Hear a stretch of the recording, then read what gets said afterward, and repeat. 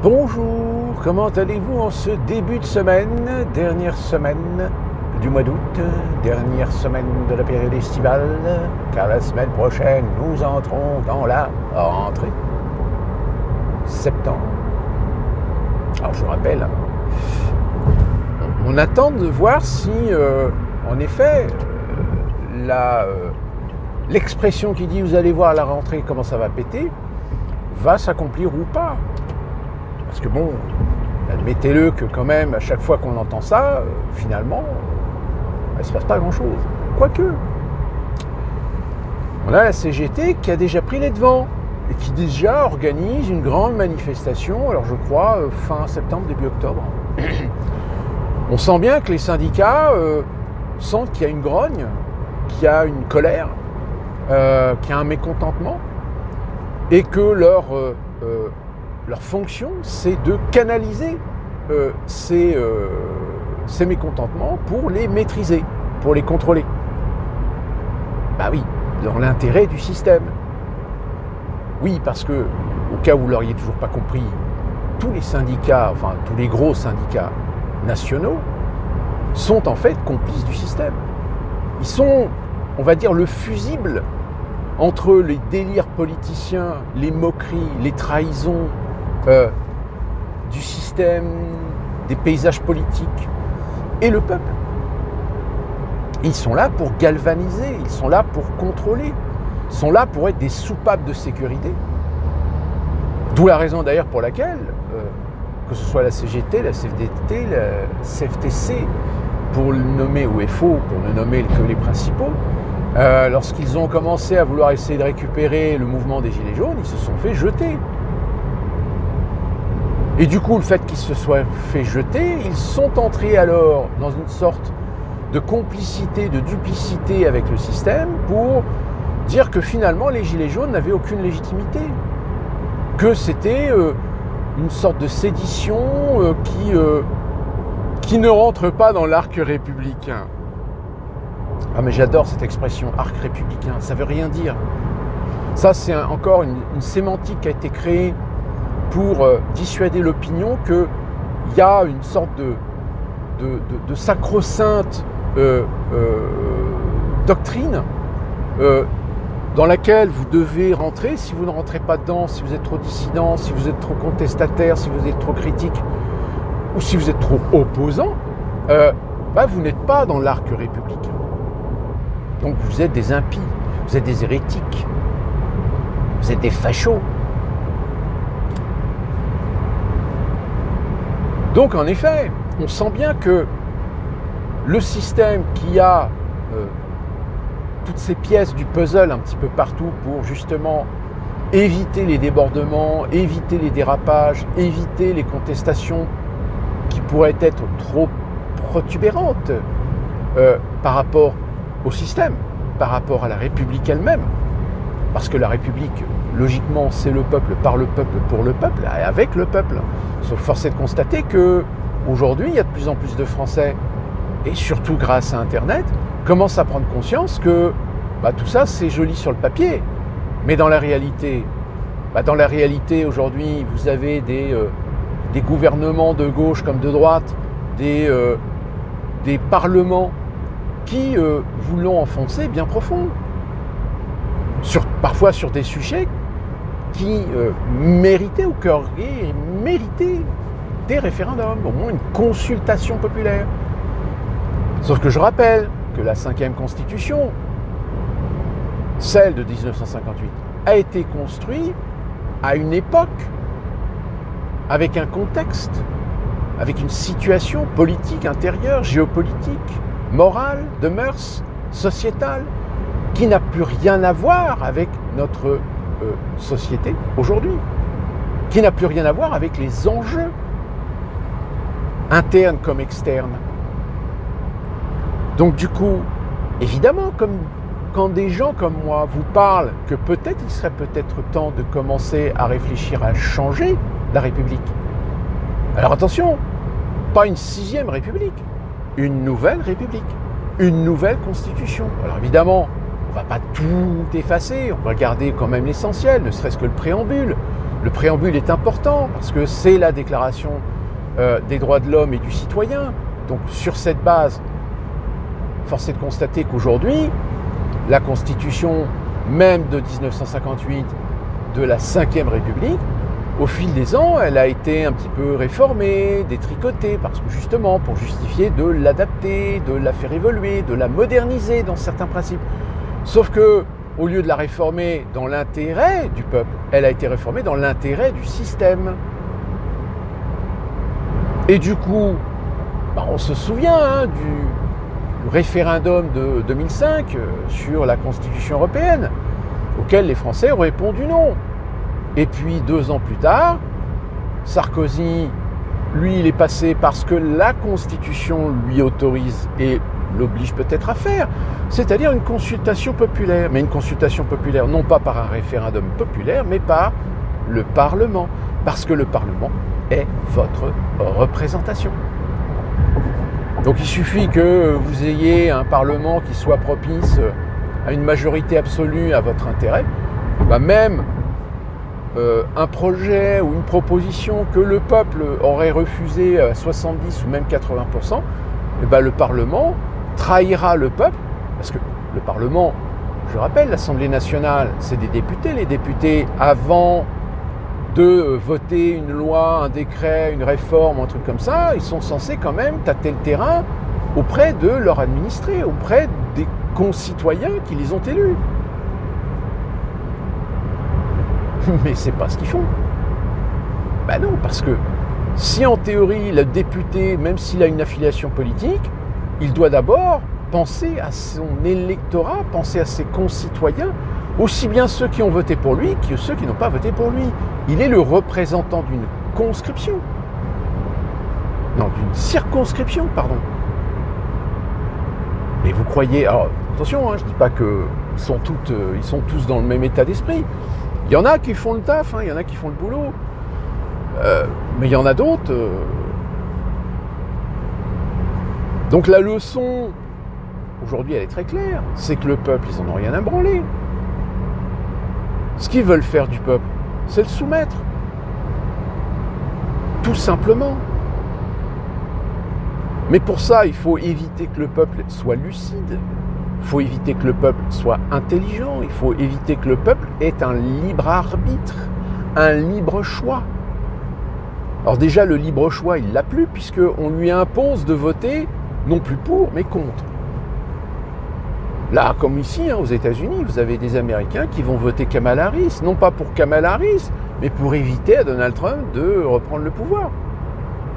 Même Kamala Harris, elle peut dire les plus grosses conneries qui soient. Je vous ai dit, de toute façon, comme en France, même si vous mettez Mickey Mouse face à Marine Le Pen, vous avez des Français qui vont voter Mickey Mouse. Mais comme ça, ils sont contents. Ils ont voté contre l'extrême droite, contre le fascisme. Mais le problème, c'est qu'ils ne se rendent pas compte qu'en réalité, ils ont voté aussi pour un autre fascisme. Mais celui-là, c'est un fascisme qui est vertueux, parce que c'est un fascisme de gauche, ou c'est un fascisme républicain, ou c'est un fascisme qui ne dit pas son nom, mais qui se prétend être dans l'arc républicain. Oui, parce que finalement, l'arc républicain, c'est quoi ? C'est un entre-soi, tout simplement. C'est-à-dire, tu fais partie du club, c'est bien, mais par contre, tu n'as pas le droit de critiquer, tu n'as pas le droit de ne pas être d'accord, tu dois acquiescer, tu dois même te soumettre, même donner ton temps, donner ton argent pour la solidarité, pour le fonctionnement. Par contre, le fait que le président ou les assesseurs, etc., ils s'en remettent plein les fouilles et vivent comme des nababs avec votre argent, ça c'est normal. C'est la caste. Vous ne faites pas partie de la caste, vous ne faites pas partie de l'élite. Donc vous êtes là juste pour travailler, pour gagner de l'argent, payer vos impôts. Point. Vous êtes les vaches à lait. Les vaches à lait du système. Et donc, la conséquence, une des conséquences, que ce soit en France ou ailleurs d'ailleurs, c'est cette arrestation de ce PDG, Pavel Radlov, je crois, de Telegram.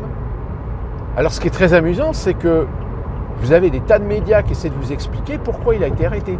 Alors évidemment, vous avez des médias qui vous disent oui, il a été arrêté parce que il a une citoyenneté française, parce que il laisse dire des choses sur Telegram qui ne sont pas bien, parce que c'est un divulgateur de fake news, parce qu'il laisse des gens divulguer de la diffamation, etc. Alors chose étrange, c'est que les autorités russes, elles aussi voudraient bien mettre la main sur Pavlov. Elles aussi voudraient bien mettre sous clé Telegram. Rappelez-vous, il n'y a pas si longtemps que cela, Elon Musk a révélé qu'il avait été contacté par, je crois, le FBI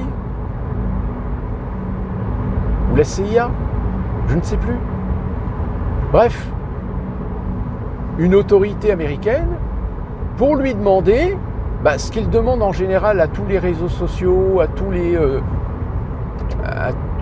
les sociétés du web, à toutes les sociétés qui traitent du big data, etc., c'est de laisser un droit de passage aux autorités américaines pour aller puiser, pour aller piocher, pour aller collecter des données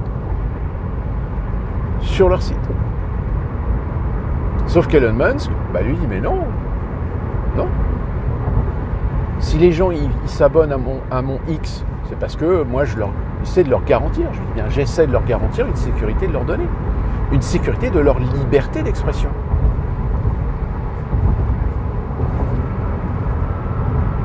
Et Telegram, c'est pareil.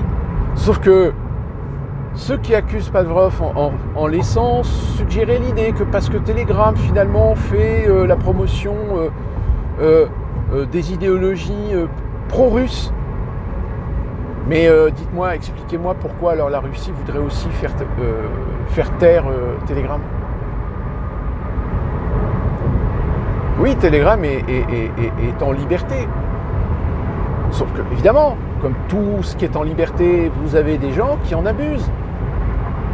Sur Telegram, oui, il faut faire le tri. Vous avez des gens qui disent parfois des choses intéressantes, qui mettent des liens intéressants, comme vous avez aussi des gens qui disent des choses, mais qui sont des conneries, qui sont de la manipulation, etc. Mais, encore une fois, la question qui est importante, c'est de se dire, la liberté d'expression, est-ce qu'il faut la mettre sous surveillance, la mettre sous tutelle, sous prétexte parce qu'il y a des gens qui en font un abus et qui en font parfois n'importe quoi? Non, la meilleure façon de lutter contre justement la fake news, les manipulateurs, etc., tout simplement, c'est l'éducation. Éduquer les gens. Donnez-leur de la culture, donnez-leur du sens commun, donnez-leur de la capacité de réflexion. Donnez-leur du libre arbitre. Sauf qu'on le sait qu'aujourd'hui, et surtout dans pas mal de jeunes générations, vous avez des gens qui sont lobotomisés du cerveau. Et c'est les mêmes qu'on retrouve aujourd'hui sur justement ces réseaux sociaux et qui défendent, qui militent rubis sur l'ongle et colportent et rapportent des conneries. Comme actuellement, vous avez des gens qui colportent la connerie d'essayer de détourner le fait que celui qui a foutu le feu à la synagogue de la Grande Motte, c'est clairement un musulman. C'est clairement un émigré en situation régulière, mais qui soulève encore la question. C'est pas tellement le fait de l'immigration illégale ou de l'immigration régulière, c'est qui on accueille chez nous. Est-ce qu'on accueille des gens qui veulent y trouver un Eldorado de liberté, de travail, de sécurité, comparativement à ce qu'ils ont dans leur pays? Ou est-ce qu'ils sont là pour juste profiter du système, la main tendue, l'argent gratuit et te cracher à la gueule sous prétexte parce que lui il est musulman et que Allah est grand mais mesure 1,50 m. Plus évidemment l'importation des conflits ethnico-religieux en France entre certaines communautés et tout le tralala. Mais tout ça, on a laissé faire. On a laissé faire sous le prétexte du multiculturalisme, de la France terre d'accueil. Ouais, sauf que le problème, c'est qu'il y a un moment donné, il faut savoir faire le tri. C'est comme partout. C'est comme à l'école, comme dans les entreprises, comme dans les vies associatives. Il y a un moment donné où il faut savoir identifier les individus qui sont nocifs et qui peuvent foutre en l'air ce que vous avez construit. Enfin, je sais pas, ce que je vous dis là, ça vous paraît logique ou pas? Ça vous paraît logique à un moment donné de savoir assumer la responsabilité de dire qu'une personne est nocive? Nocif pour une entreprise, nocif pour la société, nocif pour votre groupe, nocif pour votre entourage, nocif pour votre famille. Et c'est pas du racisme, c'est pas de l'islamophobie, c'est pas de l'homophobie, c'est pas de la transphobie. C'est tout simplement que le caractère et la personnalité d'une personne, eh bien, devient détestable. Sauf qu'aujourd'hui, comme je vous l'ai dit dans des précédentes vidéos, on est dans des sociétés de généralisation, de simplification, donc voilà. On a comme cet auteur qui a sorti un bouquin qui a été interviewé sur France Inter et qui laisse sous-entendre que les problèmes d'antisémitisme, en réalité, ce n'est pas des problèmes d'antisémitisme, c'est tout simplement la conséquence de l'islamophobie française. La société française est islamophobe. Parce que vous voyez, il y a des médias, il y a des personnalités qui utilisent des sémantiques qui sont clairement islamophobes.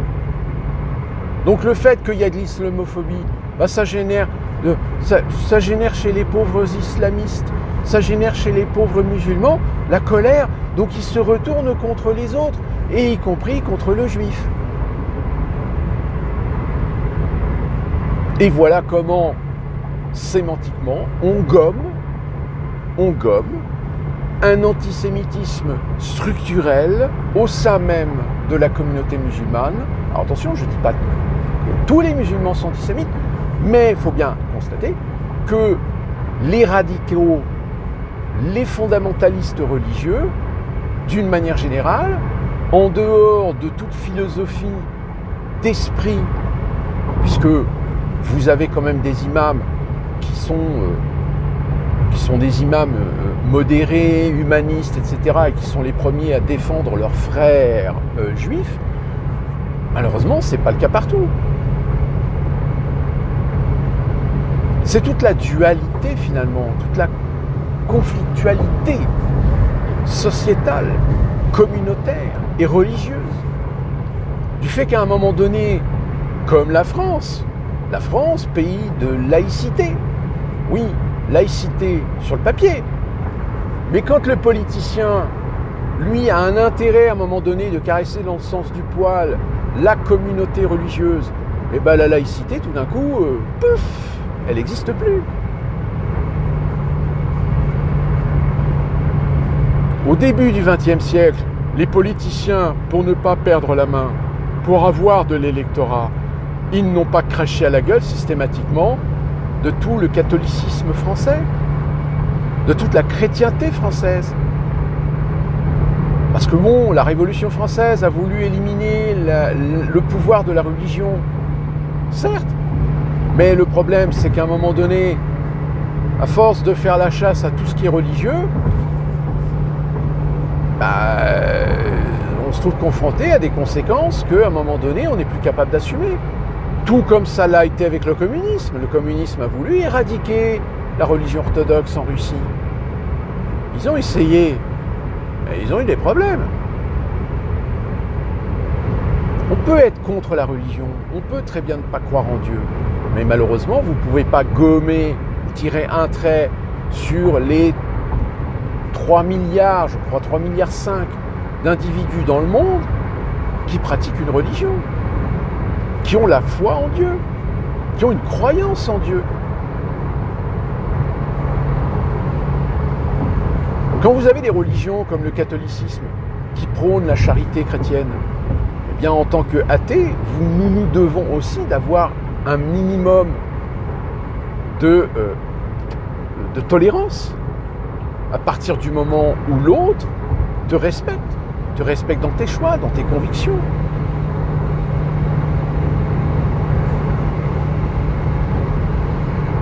Mais ouais, évidemment, là encore, je vais vous dire, c'est vrai sur le papier. Dans la réalité, c'est plus compliqué. C'est plus compliqué pourquoi ?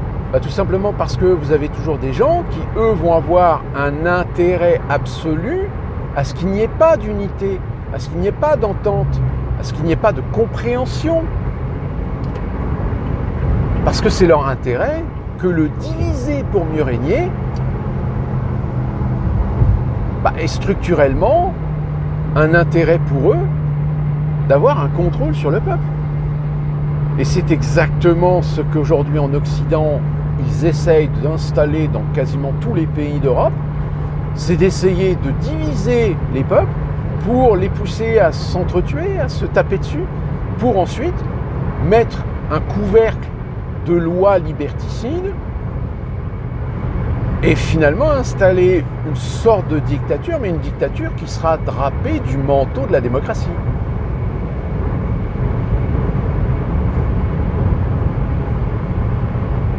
Prenez l'exemple du Kazakhstan, par exemple. Le Kazakhstan est une démocratie. L'Ouzbékistan est une démocratie. Le Turkménistan est une démocratie. L'Ukraine est une démocratie. Mais attention, elles sont des démocraties à partir du moment où le pouvoir fort impose la règle au peuple. Si, par exemple, je vous donne un exemple, si au Kazakhstan, vous installez une vraie démocratie, le pays, je ne lui donne pas 3 mois avant qu'il explose. Pourquoi ? Parce que par le biais de la démocratie, vous allez avoir des multiples communautés qui vont se revendiquer, vouloir avoir le pouvoir plus que sur les autres parce que pendant des siècles, elles ont été brimées, écartées, discriminées, etc.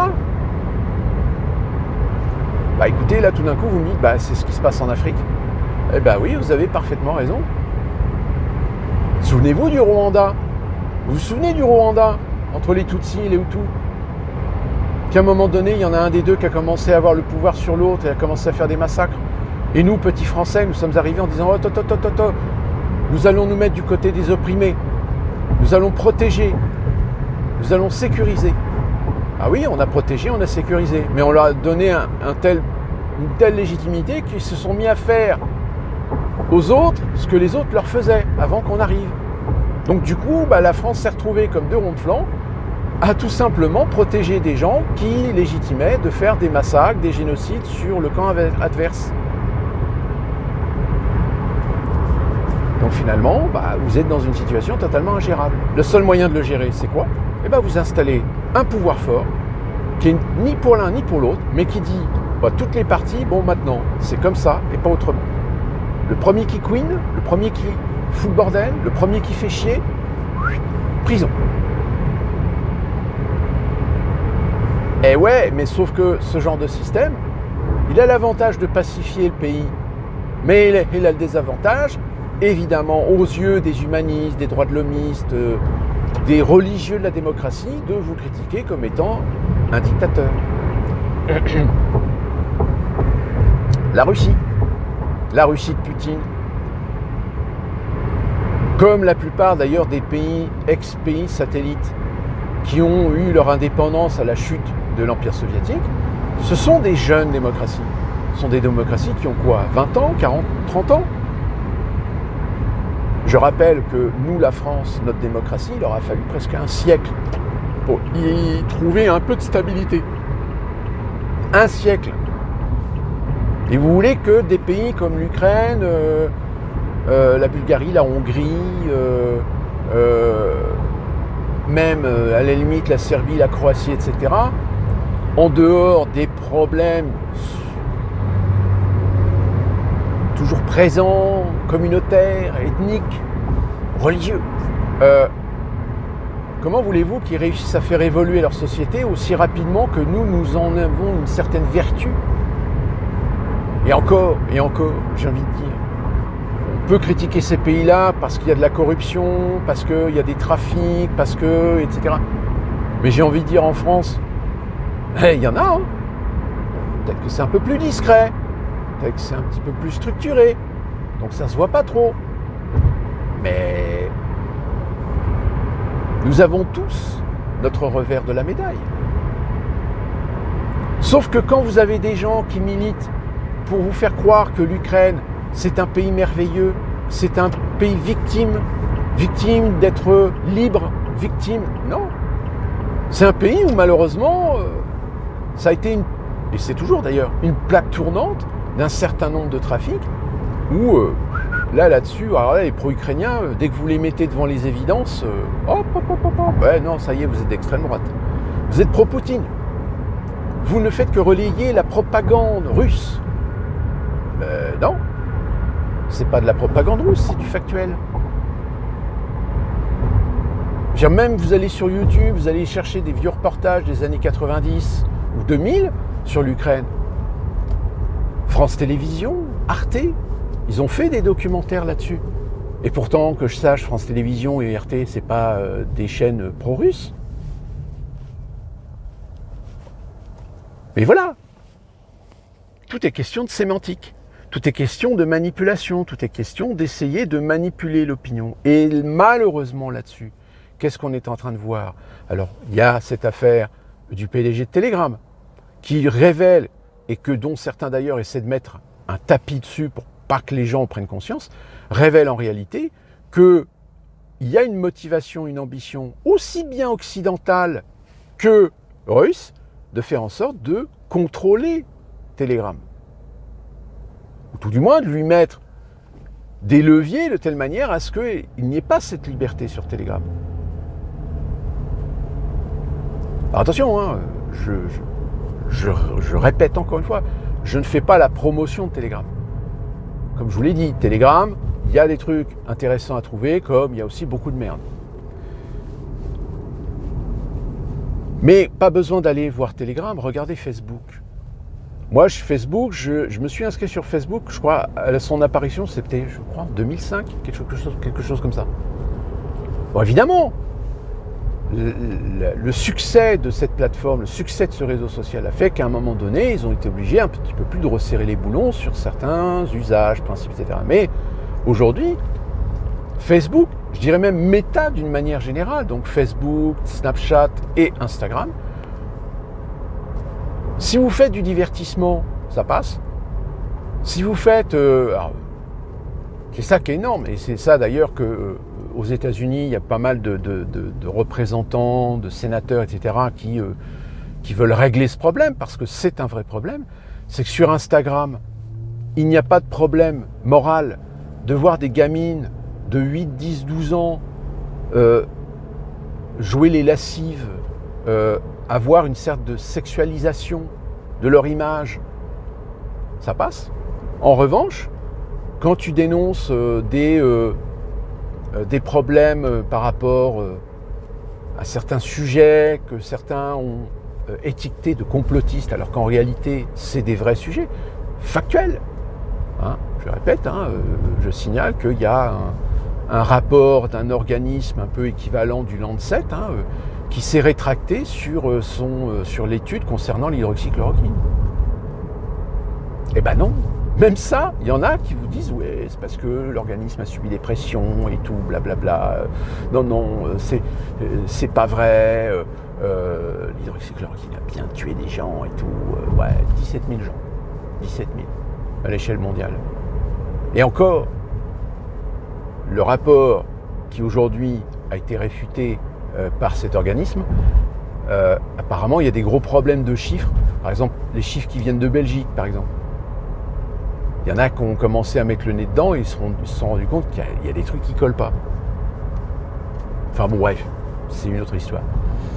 Donc oui, Meta aujourd'hui, à part c'est à part publier des vidéos de chats, de chiens, raconter sa vie, pleurnicher, ou voire même faire du militantisme pro-woke, pro-LGBTQ, enfin presque tout ce qui est pro-pensée unique, ça passe. Mais tout le reste, tout ce qui est critique, etc., évidemment, ça passe pas. Vous êtes censuré. Et c'est pour ça d'ailleurs qu'il y a de moins en moins d'activités sur Facebook, c'est-à-dire qu'il y a beaucoup moins de gens maintenant qui font des débats ou des discussions intéressantes sur des sujets quelconques. Il y a même des groupes maintenant qui sont un petit peu invisibilisés parce qu'on ne veut pas que les gens puissent se regrouper et partager les mêmes idées. Instagram, j'en parle même pas. Bon, TikTok, de toute façon, c'est pour les décérébrés et les gens qui sont en mal de reconnaissance, en mal d'image. YouTube, YouTube, Google, pareil. Donc voilà, l'étau, oui. L'étau se resserre de plus en plus en ce moment. Ça se voit, ça se ressent. Et pas plus tard qu'aujourd'hui, je suis tombé sur un mec qui m'a laissé un commentaire sur une autre vidéo. J'ai regardé son compte, en fait, il n'y a rien. C'est un compte qui est vide. Il n'y a rien dedans. Donc en fait, c'est peut-être un troll, c'est peut-être un boot, j'en sais rien. Mais le mec, il a juste un compte sur YouTube, c'est juste pour emmerder le monde. Pour faire des commentaires à la con, pour provoquer, etc. Puis à la limite, c'est des gens, ils s'en foutent, puisque de toute façon, comme c'est des comptes qu'ils ont créés, alors le compte, je crois, il a été créé au mois d'août, le 3 août 2024. Donc c'est bien ça, c'est des gens qui sont là juste pour faire chier, pour provoquer, etc., voire même dénoncer des vidéos, peut-être que ma vidéo qui a été censurée, c'est à cause de gens comme ça, qui s'amusent, alors que à la limite ils n'ont pas d'intérêt puisque je ne suis pas rémunéré, donc à la limite même demain on peut me sucrer ma chaîne YouTube, moi ça ne va pas m'empêcher de vivre. Puis tant pis, j'irai sur Odyssée ou je recréerai un autre compte sur YouTube, peu importe. Donc ça n'a aucun intérêt d'essayer de me striker ma chaîne.